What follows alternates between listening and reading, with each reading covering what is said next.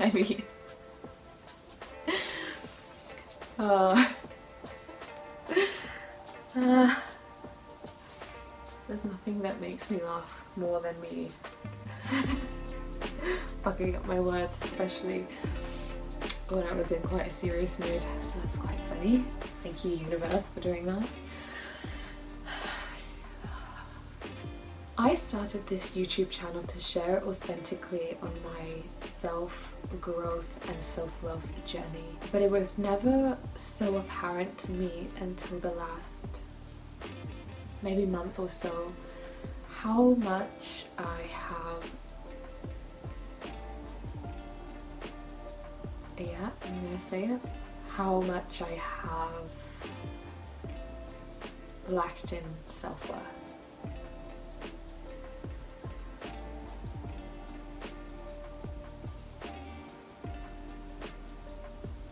The crazy thing is that this is something that is so apparent in every single part of my life, but unless you really learn about the psychology behind your actions and reactions,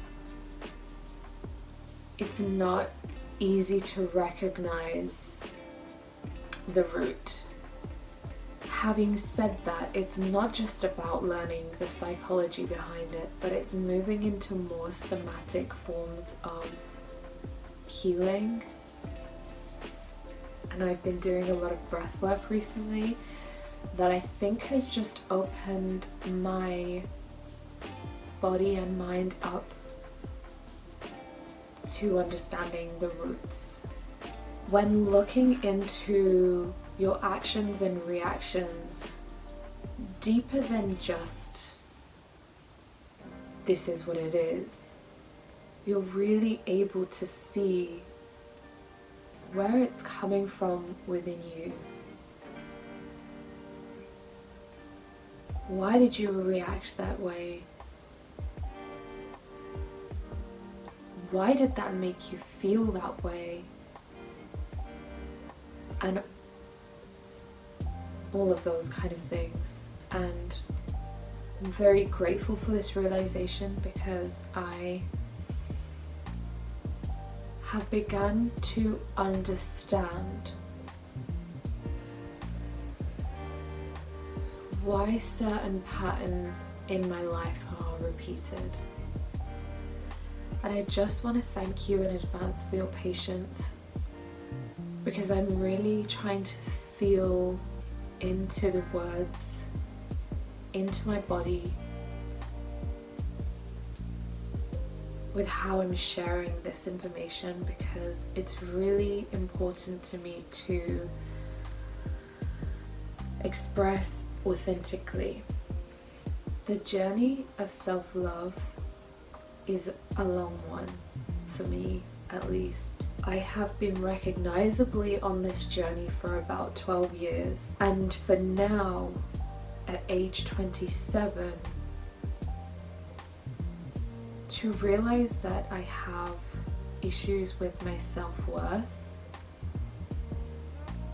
I'm very, very grateful for. A lot makes sense now.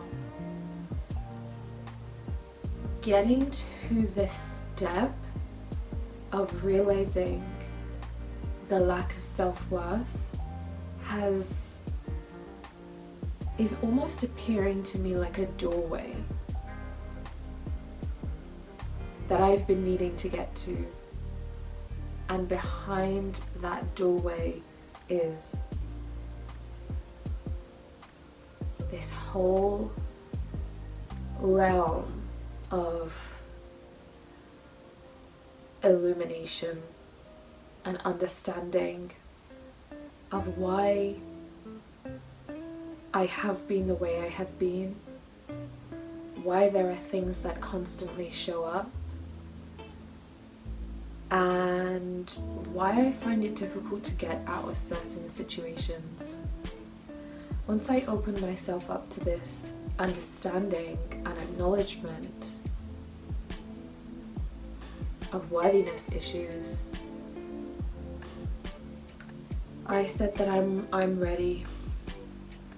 I'm ready to see it, to acknowledge it, to feel it, and to heal it.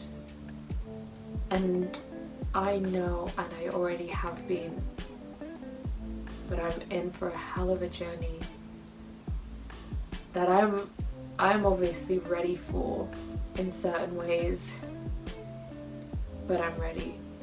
So help has been showing itself to me through the people that I'm surrounded by, through higher guidance, through synchronicities, and I am open. I came across a book in a bookshop by the School of Life, and the title was On Self-Hatred, and I picked it up not because I identified with having self-hatred, but because I was simply intrigued by what it had to say. And the more I read it, the more I understood that to an extent, self-worth issues may not seem like self-hatred, but might translate to dislike of self, or feeling in the way, feeling unimportant, and things of those nature. Essentially, question of your worthiness. So far this book has been amazingly illuminating, and it covers a wide range of ways that self-hatred can show up in different people. This can be through anxiety, through people pleasing, through grandiosity, through your looks, your physical appearance, through perfectionism. And you know, I am surprised at how many different avenues we can each take this dislike of self in order to feel worthy and accepted and loved. And it shows me how present it is in so many people, if not all. And it also confirms that everything we experience as a child shapes who and how we are today. Addressing this childhood trauma is a great way of acknowledging your experience and healing from it. I would love to share with you some of the things that were spoken about in the people-pleasing section of the book, because it's one that I relate to very, very deeply, and it is my biggest holdback in life. And I can see how present it is because of what I experienced growing up, which is an expression of self and constantly being told it's wrong. I'm just gonna say that. So this is my note. People pleasing is clearly a result of expressing as a child and being met with rage, anger, explosive disagreement, or even just the slightest of disagreement, but it being expressed in a way that love is withdrawn, attention is withdrawn, silent treatment, disdain, things like that. Therefore, today I'm relating this to myself, so I speak from my experience. So choosing to people please today because you've chosen the people around you, and if you disagree with the people around you that you've chosen, they will surely leave you. They will surely no longer love you, which is not true. Now, the things that are written in the School of Life on people pleasing is amazing. Being told what we want to hear will be a risk to our understanding of the world and keep us blind to vital sources of challenging information. Paradoxically, people pleasing doesn't actually please, and this is speaking from the perspective of the people receiving that pleasing behavior, because you can only be pleasing to a certain extent. In life, we challenge one another naturally. We learn through We learn through things that we don't know. If someone is constantly agreeing with us, we're not learning or growing through that relationship. Feeling loved is what enables us to use our mind imaginatively and freely. To have felt truly cared for is to have surmised that we do not need to toe the line faithfully at all points in our speculations, and that others can cherish us even as we raise contrasting and challenging points of view. People pleasers must learn painfully and intellectually that with sufficient self-love, it need not always feel like an impossible gamble to nurture and disclose the contents of our own mind. And just to add on to this, I pulled from the section that says anxiety, that talks about anxiety. We may not actually be living in such a scary universe. We may just have grown up to be highly opposed to ourselves, an original wound that from now on deserves to be the true object of our vigilance and concern, rather than the constant worry of what did that person think of what I said, did I say something wrong, but the object of our vigilance and concern should be the root. Which is something that I'm working on right now.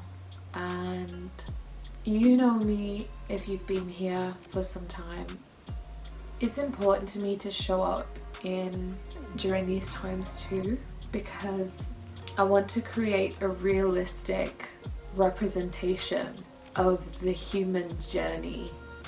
A lot of people that share on social media, on platforms like this, it's often just the bright side, the happy things, and to be honest, this is one of the bright sides. This is a grand realization that I know is going to impact my way in the most incredible ways, but going through it, feeling it to heal it.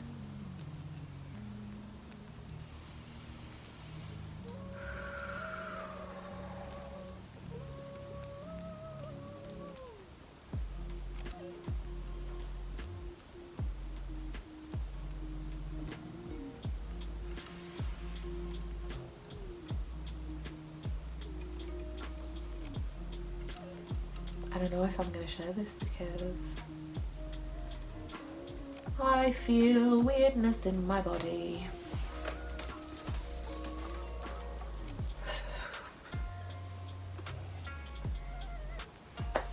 Peace, guys.